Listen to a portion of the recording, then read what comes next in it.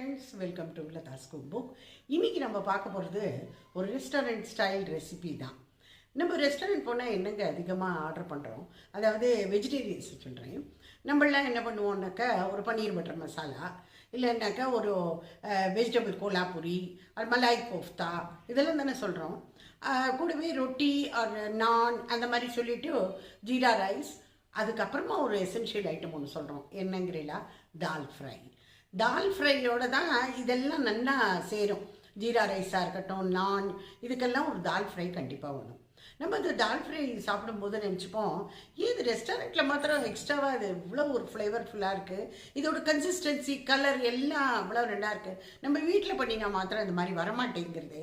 நம்ம வீட்டில் பண்ணினா ஓட பண்ணிடுறோமே, இது ஏன், இது என்ன டிப்ஸ், இதில் என்ன சீக்ரெட் இருக்குது அப்படின்னு நம்ம எப்போவுமே நினச்சிப்போம்.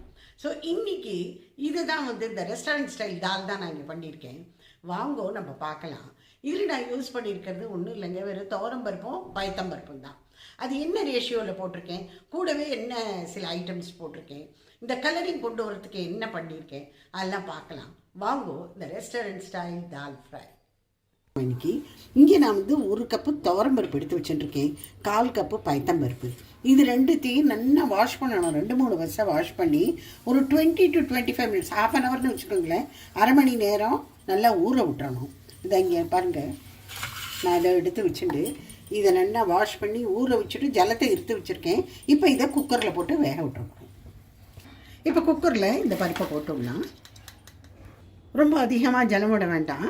இது முழுகிற அளவுக்குலேருந்து கொஞ்சம் மேலே அவ்வளோ விட்டால் போதும். உப்பு கொஞ்சம், ஒரே ஒரு ஏலக்காய், 2 கிராம்பு, பே லீஃப் 2, அதாவது பிரிஞ்சி இலைன்னு சொல்கிறாங்கல்ல, இது மஞ்சப்பொடி, கொஞ்சமாக இஞ்சி, டொமேட்டோ, நெய் ஒரு 1/2 டீஸ்பூன். நெய் உள்ளே போட்டோம் இல்லையா, கொஞ்சோண்டு நெய் இப்படி சும்மா கையில் விரலில் தொட்டுண்டு இங்கே இப்படி தடவி விட்டுறணும். அப்போ இந்த தால்லாம் இருக்குது பார்த்தீங்களா, அது வெளியில் கசிஞ்சு வராது. இதே இப்போ 2 விசிலுக்கு வச்சா போகிறோம், அதுக்கு மேலே வைக்கக்கூடாது. இந்த குக்கர் திறக்கிறதுக்குள்ளே நம்ம இந்த தாலுக்கு தேவையான சாமான்கள்லாம் இந்த மாதிரி எடுத்து வச்சுட்டேன். நீங்களும் இந்த மாதிரி எந்த இது சாம்பார் வச்சாலும் சரி, கூட்டு பண்ணாலும் சரி, அதுக்கு தேவையான இன்க்ரீடியன்ட்ஸ் எல்லாம் முன்னாடியே ஒரு பக்கமாக வச்சுட்டேன்னு வச்சுக்கோங்க, வேலை செய்கிறது ரொம்ப எளிது. நம்ம அலமாரியிலேருந்து திறந்து கபோர்ட்லேருந்து எடுக்கிறதுக்கு டைம் எடுக்கும். இங்கே நான் உப்பு வச்சுட்டுருக்கேன், வெங்காயம், டொமேட்டோ, பூண்டு, இஞ்சி, அப்புறம் தனியா பவுடர் இதெல்லாம் வச்சுட்டுருக்கேன். இது என்ன மஞ்சள் என்ன ஆரத்தி மாதிரி கரைச்சி வச்சுருக்கேன்னு பார்க்குறீங்கள, வேறு ஒன்றும் இல்லை, மஞ்சள் பொடி பாட்டிலில் தேக்கி போட்டேன், அதுக்காக மஞ்சள் வேஸ்ட்டாக போகிறதேன்னு விட்டு அதை கரைச்சி வச்சுருக்கேன், அவ்வளோதான், வேறு ஒன்றும் இல்லை, மஞ்சள் பொடி தான் அது. இப்போ திறந்து பார்த்துக்கலாமா? பாருங்க, நம்ம நெய் போட்டதுனால கொஞ்சம் கூட வெளியில் செதறவே இல்லை. பாருங்க, இந்த டிப்ஸை நீங்கள் எல்லாமும் ஃபாலோ பண்ணுங்க, இது ரொம்ப ரொம்ப யூஸ்ஃபுல் டிப்ஸு.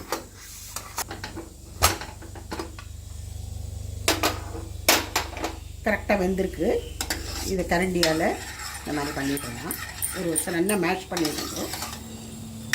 இப்போ நான் இங்கே ஒரு கடாய் வச்சுட்டுருக்கேன், அதில் 1 ஸ்பூன் ஒரு 3/4 டீஸ்பூன் கீ நெய் விட்டுக்கணும், 1 ஸ்பூன் எண்ணெய் விட்டுக்கணும். இந்த எண்ணெய் நெய் 2 சேர்ந்தால் தான் உங்களுக்கு பார்த்தீங்கன்னா ஒரு பளபளப்பு ஒன்று கிடைக்கும்.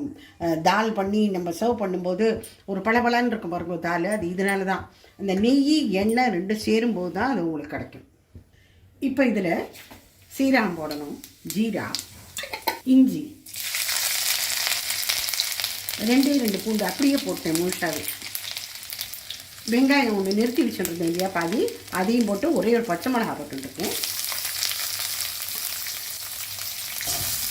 நல்லா ஃப்ரை பண்ணணும். வத்த மிளகா 2 அப்படி கிள்ளினா மாதிரி போட்டுருவோம். பெருங்காயம், டொமேட்டோ 2 போட்டுக்கோங்க. டொமேட்டோ நிறையா இருந்தால் தால் ரொம்ப நல்லாயிருக்கும், பார்க்குறதுக்கும் சரி, அந்த கலரிங்கே அவ்வளோ நல்லாயிருக்கும். இதில் 1 டேபிள் ஸ்பூன் இப்போ தனியா பவுடர் போட்டுக்கணும். இது காஷ்மீரி சில்லி பவுடர். இது உரைக்காது, இது வெறும் கலரிங்க்கு தான்.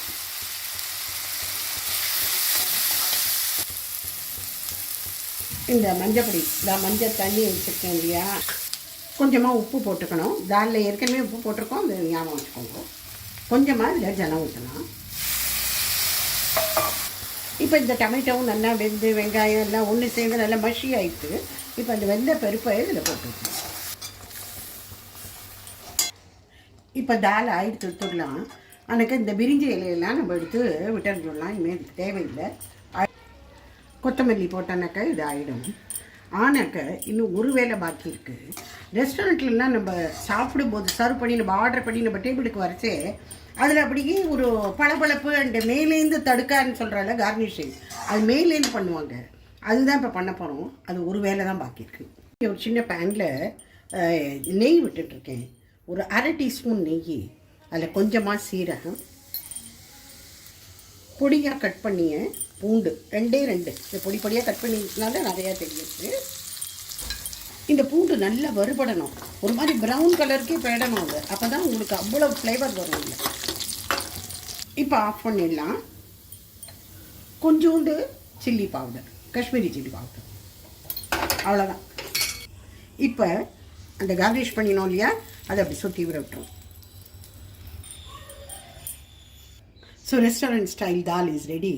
நீங்கள் வந்து ஜீரா ரைஸோடு சாப்பிட்டுக்கலாம், வெறும் ரைஸோடையும் சாப்பிட்லாம், பூரி பராட்டா எதோட வேணாலும் இது அவ்வளோ நல்லாயிருக்கும். ரொம்ப ரொம்ப டேஸ்டி. ஒரே ஒரு விஷயம் தான் நான் சொல்ல விரும்புகிறேன், இது ஓட இருக்கக்கூடாது. இப்படி கரண்டியால் இப்படி போட்டேன்னா பிளேட்டில் அங்கேயே நிற்கணும். அதுதான் கரெக்ட் கன்சிஸ்டன்சி. ஓகேயா?